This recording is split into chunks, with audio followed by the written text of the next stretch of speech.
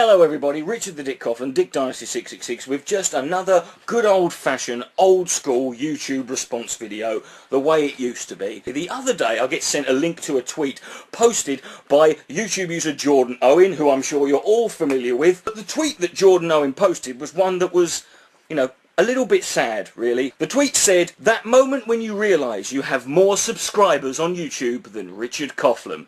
Really, Jordan? That's the level you've got to in life? You have set your ambitions and targets and sights so far down the fucking pole, you actually felt a bit of pride proclaiming that you had more subscribers than Richard Coughlan, a guy who started on YouTube about a year after you, a guy who is currently on his 4th channel in less than 7 years, opposed to you, who's on the same channel. You're basically bragging about the fact that you beat a guy in a running race, even though you started 100 metres ahead of him, and he had to go and restart 4 times over because someone came along and chopped the bottom of his legs off. Plus, I don't think it's really fair to have a go at Jordan. I could push him over the edge to the point of no return. I'll do the next best thing. I'll go after Jordan's husband, Davis Aurini. And yes, I don't mean husband as in those who are gay, no, I mean husband as in Jordan is Aurini's bitch. Because let's face it, that's the way that relationship worked. This is what we learnt when they had their little spat and they fell out. Jordan, what did he do? He fucking stabbed Aurini in the back out of nowhere, took the money and run. Typical fucking woman. Davis Aurini goes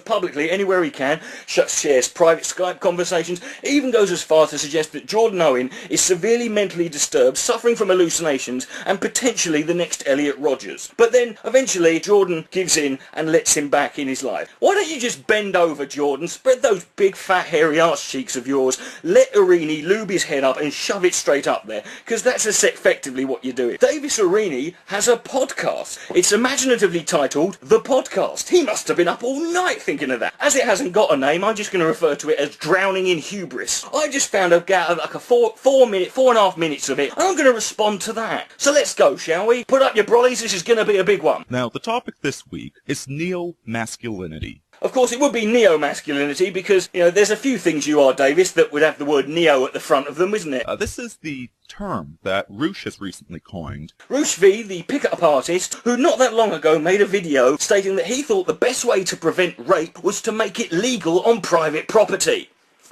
We've had the manosphere. It's called the manosphere. It's more like a sort of lump. It's a mound, a blob.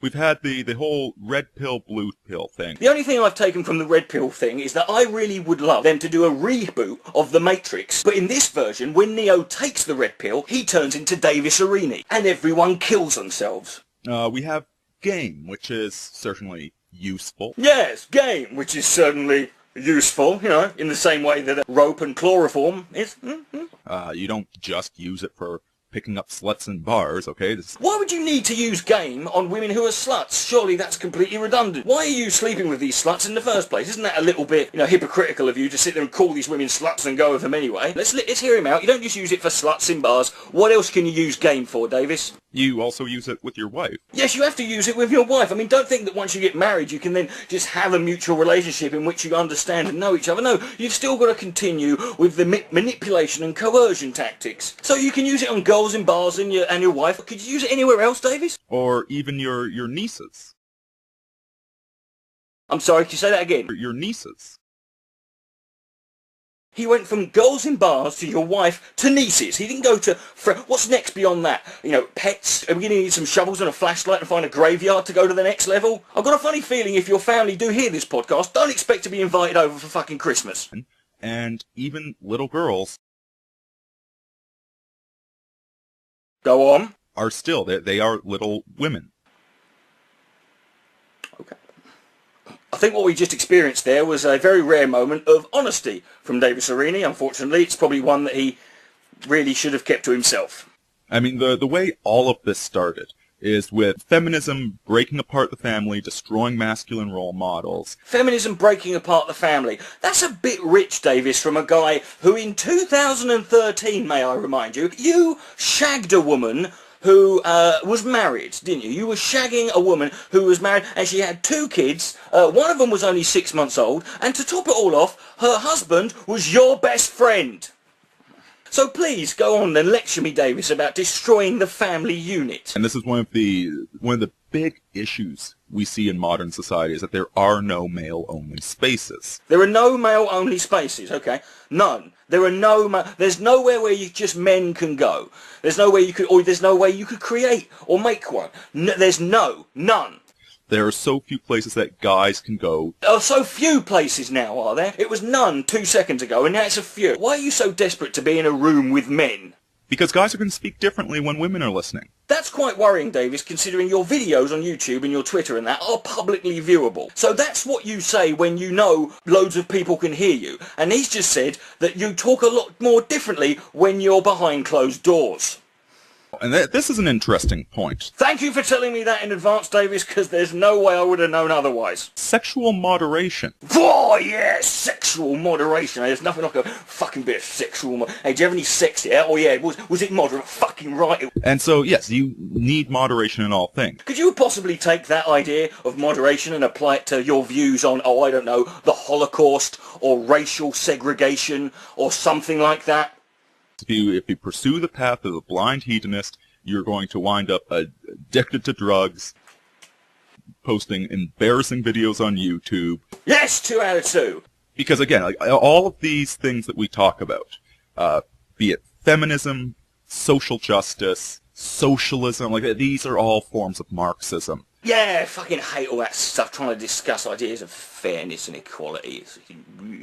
Hatred of God, it's a really good way to sum it up. It's a really quick and easy way to sum it up. Hatred of God. When did you become a Christian evangelist? Technological skepticism. So it's bad. It's bad to be skeptical of technology. I mean, surely skepticism in anything is good. No? Which, Yeah? Yeah, I'm just going to leave that one for now. We might come back to it later. Yeah, you've only got an hour on this podcast. Why? Did you just suddenly realise you couldn't really explain what you were talking about? Folks, you think he writes this stuff down? No, this man's making this shit up as he goes along. Technology is moving really fast. Oh, we're talking about technology now, are we? Oh, so you changed your mind. You thought of something. Yeah, one metaphor I heard, it's like an out-of-control bus speeding down the highway with just a foot pressed down on the accelerator and the windows blacked out. A bus out of control, windows blacked out. That's how technology is to you. Why do the windows have to be blacked out? Or can you not make anything sound bad without making it a little bit blacker? We don't know where it's going. We have no plan. What is this we, Davis? What is your contribution to the advancement of technology? Exactly. I'm more worried about the effect you've had, the detrimental effect you've had on our human evolution.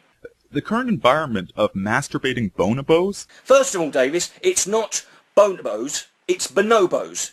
And second of all, when you say current environment, please tell me you mean this as a metaphor. You're not literally in an environment of masturbating bonobos. Because even if you were, mate, you still would not be the most highly advanced form of life in the fucking area. Is not enough for men like us. That is true. I remember the good old days when being surrounded by wanking safari park chimps was all a man needed. Casual sex is so easy to get. Is it now, Davis? Is it so easy to get? Well, if it's so easy to get, could you maybe tell that to Jordan? He seems a bit lonely. And even if you have terrible hygiene and you creep out women, there's still, limitless internet pornography. Davis has got a point there, because this is the first time in human civilization that we know of where men have not found masturbation challenging. Yesterday there were these social justice warriors trying to insult me on Twitter. Hold on. There were people trying to insult you on Twitter. You're on Twitter and there's these people who you disagree with, who you are constantly going after and criticising. They're insulting you on Twitter? This is an outrage, David. Is there one example anyone can hear of that ever happening? Of someone being insulted and harassed on Twitter? I'll give you a clue, Davis. You made a film about her not that long ago. And I don't even understand why they think this is an insult. The list of things you don't understand, Davis, in all fairness, could be turned into a trading card series. Insulting lust in the time of heartache, even though that this person, do you have a background in film? Do you have an established body? No, I don't care what you say. You're just... Wait, so you're saying to me that no one can insult or criticise or have any fucking valid opinion on your film unless, of course, they've got a background in it. What you're doing here is kind of like me going on stage at a comedy gig. No one laughs at anything I say, and I go, well, what the fuck do you know? It's not... Do you have a background in comedy, writing jokes? No, fuck you. You're just saying this because you don't like me. I'm willing to go out on a limb here and say that there are a few people out there who not only don't like you, but also think that everything you do and say is shit. I think it's possible that one of those things can cause the other. They're not mutually exclusive. Oh, yeah, your short films are a joke. If I had a nickel for every... Davis, you okay? God, I can't even isolate any of these to give you an example. Why? They're tweets, Davis. They're 140 characters each. You just read them. It should take 5 seconds or so. They are so incredibly unfunny. First of all, Davis, just because someone criticises you does not mean they're obliged to do it in a humorous or witty way. Even if they did, they're criticising you, therefore it's highly unlikely you're going to find the humour in it. Also, Davis, it's very likely that these people don't really give a shit if you laugh. In fact, maybe I would say that it goes as far as to say they don't want you laughing because they don't want to be able to write a joke that you, white nationalist on paper, neo-Nazi scumbag, piece of shit, vaudevillian cabaret evil magician-looking Crystal Maze motherfucker finds amusing. They tweet random pics at you. Well, let me say this now, because I don't want to be accused of this, right? If you're out there watching this, do not send random pics to fucking Davis Aurini. Do not send random fucking pictures to this guy. And that's an insult. That's a joke. That's humor. It's no, Davis. It's trolling, and the fact you've mentioned it on your podcast suggests that maybe it worked. It's just snark. It's just posturing. You are the last motherfucker on planet Earth who gets to fucking criticize anyone or anything for posturing, my friend.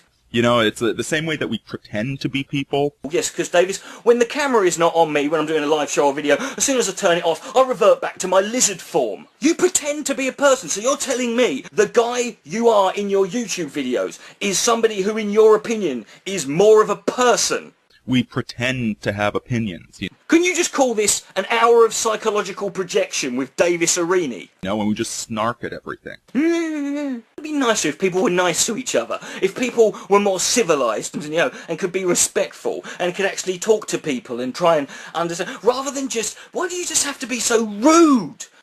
There needs to be more to life than that. I'm pretty sure, Davis, that, everybody who's ever said anything bad about you, whether it's me now on Twitter or anything, I'm pretty sure they've got other shit going on, mate.